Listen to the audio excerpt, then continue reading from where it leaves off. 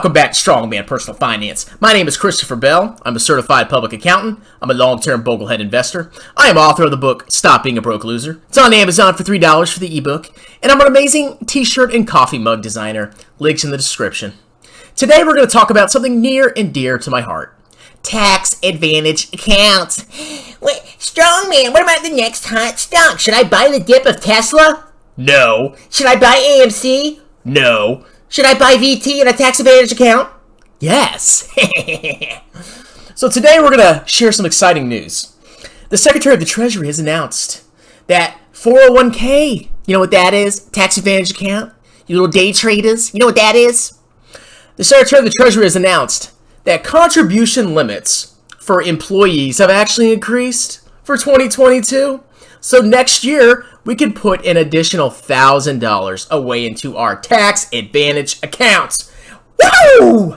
So this year, 2021, the maximum contribution for an employee, and no, it doesn't include the match. So you could put in $19,500, and you can get matching contributions from your employer up to, I believe, $57,000. So the total aggregate contributions are $57,000, but you can only put in $19,500.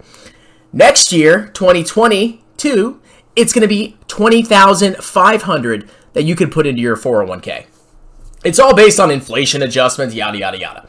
The IRA contribution is still $6,000 per year. So that kind of sucks, but eventually it'll go up to $6,500 if there's crazy inflation, which it's actually a good thing because I can max my tax advantage accounts even more. So let's read through this boring document real quick, and then I'm going to show you some numbers. Now, I've highlighted some things because I know y'all are slow and you need help, but we actually had cost of living adjustments for 2022. Whenever there's inflation, the IRS or the Secretary of the Treasury increases the amount that you can put aside into a tax advantage account. We'll talk about the different types in a minute. The inflation adjustment was 1.0534%, so pretty significant jump. The limitation for defined contribution plans under Section 415 increased in 2022 from 58, not 57, to 61,000. The limitation, and this is important to you, under Section 402, is increased from 19,500 to 20,500. You could put an additional $1,000 a year into your 401k. Think about that, ladies and gentlemen. Every year, $20,500 locked away into a tax advantage account, invested in broadly diversified index funds, not stupid stocks like Tesla. And every year you just max it out. $20,500, $40,100, blah, blah, blah, blah, blah. Every freaking year. Imagine how rich you could get. And that doesn't even include matching contributions. Pretty crazy, isn't it? So, that is pretty happy. That makes me pretty happy. So you can actually put $20,500 a year. Now, for IRAs, it's the same. We talked about that. Let's see if there's anything else in here that's kind of pertinent to us. There are some phase outs. So if you have a 401k plan and you want to contribute to an IRA, you need to be very careful because depending on if your wife or your spouse has a 401k plan and you have one, and you have your IRAs, there's a ton of different scenarios where you might actually not be able to deduct or even contribute money into a Roth IRA or a traditional. So you need to be really careful if you make a decent amount of money. If you're in like the low, five figures, you probably don't have to worry about any kind of limitations. But once you get higher up in the income scale, you're broaching $100,000, you may want to watch out for any kind of limitations to what you can put into an IRA and a 401k. So keep that in mind. So this document is freaking boring as heck. But basically you can see that they increased the 401k contribution, but not the Roth. So since I'm such a nice guy, I actually put a little description here of the difference between the traditional IRA and the Roth IRA. And it's the same thing for the 401k when it comes to the tax advantages. Remember, the IRA, you can only put in $6,000 a year starting in 2022, $7,000 if you're over 50. And for the 401k, you can put in $19,500 this year, $20,500 starting next year, and you can have catch-up contributions, which we'll cover all that in a minute. But the whole purpose of putting your money in these accounts is for the tax advantages.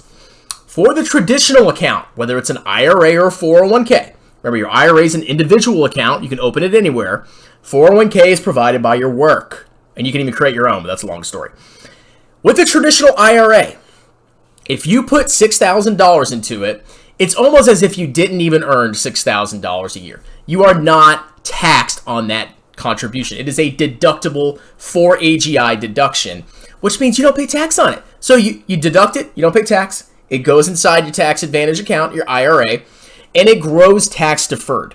So every year, let's say you invest in an IRA, which is it's just a shell. It's just a shell, okay? It's not a special account. It's just a tax advantage shell. Let's say you buy something in your IRA, Tesla, and Tesla grows 1,000 freaking %. If you sell Tesla and you keep it in your IRA, so it's in your IRA and you sell it, you literally pay zero tax, okay? You can day trade, you can buy it going out of securities. As long as it's sheltered in that IRA, you don't pay tax.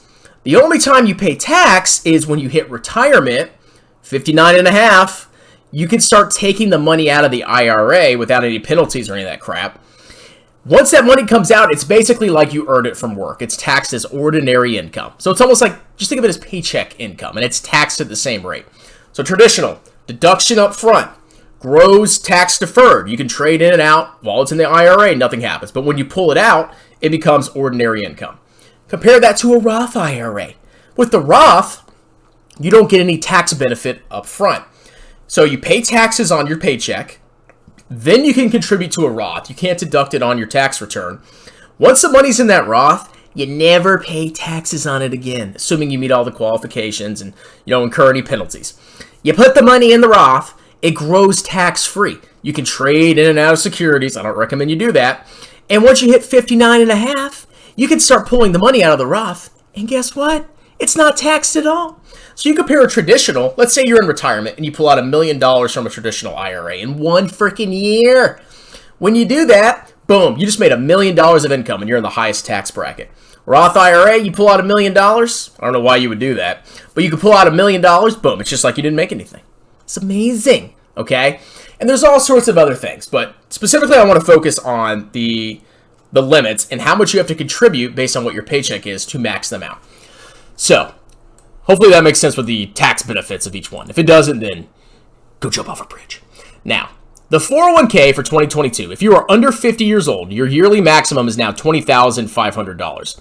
And you have a zero catch-up contribution. That's only for old people that are in Social Security. No, I'm just kidding.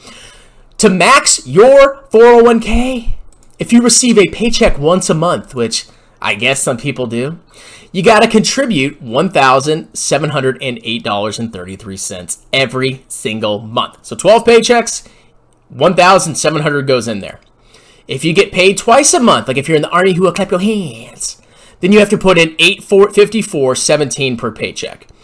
And if you're paid bi-weekly, which a lot of people are, you got to put in $788.46 every single paycheck.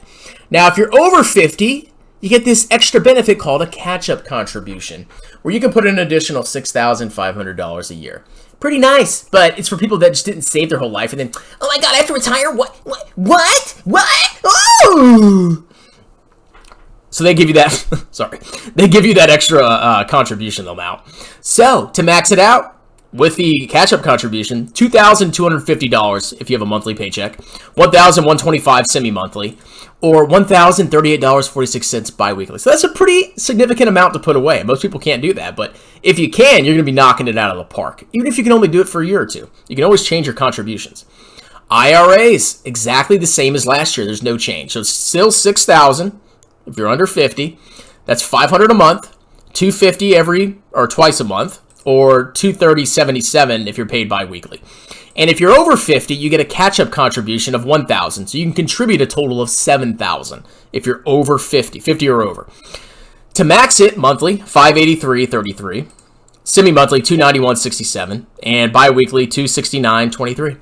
That's all you gotta do, ladies and gentlemen. You max this deliciousness. Let's say you're over 50. You can put $7,000 from your IRA, and then you can put $27,000 from your 401k. So that's a total of what? $35,000, whatever. Don't sue me if I got it. $34,000. That's a lot of money to put away every single year, okay? And it's tax advantaged. If you put it in a Roth, it just grows tax-free forever. Isn't that delicious? So, I am big on this stuff, okay? Because I think this is what truly builds wealth. I don't think buying stupid courses or does anything, okay, or listening to clowns like Meat Spin Kevin, where he wants you to trade in and out of stocks, you're just going to pay a ton of taxes and probably lose all your money, okay? But if you max your tax advantage accounts, you know the numbers, you can do pretty freaking well. Now, before you run off and start maxing it, always consult your actual, 401k plan provider. Make sure you talk with HR at work to make sure you're actually doing it correctly, okay? And if you're worried about phase-outs, which you can get into a phase-out range if you make a certain amount of money, you should probably go pay a CPA to look at your individual situation. I'm not going to look at your individual situation unless you pay me, but you should pay an individual CPA to look at your current situation and make an assessment of how much you can actually put into your IRA, 401k, et cetera, based on your income. So that's that. If y'all want me to upload this sheet, I can. It's up to you. Just leave the comments. And I think that's it. I'm very happy about that. So additional $1,000. I plan on doing this. Definitely. Anyway, like, subscribe, tell your friends about me. Y'all have a wonderful night. Cheers!